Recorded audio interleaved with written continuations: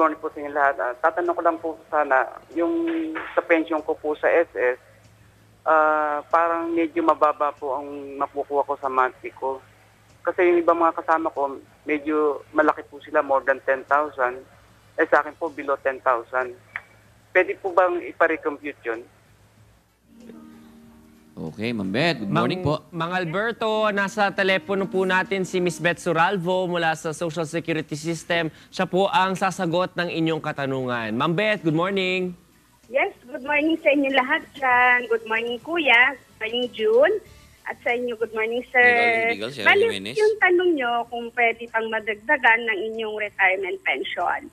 So yan po, dapat ang gawin po nyo, magpa-manual verification po kayo ng 1985 to 1989 kung wala pa po siya dun sa inyong printout o yung computation.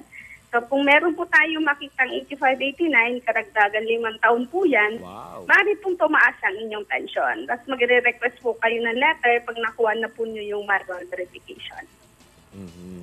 Tatay, malinaw po. Nag-start po ako 1974. Yung 85-89 lang po ang problema. Yun lang po ipa-manual nyo. Okay, sige po. Salamat po. Okay po, tatay.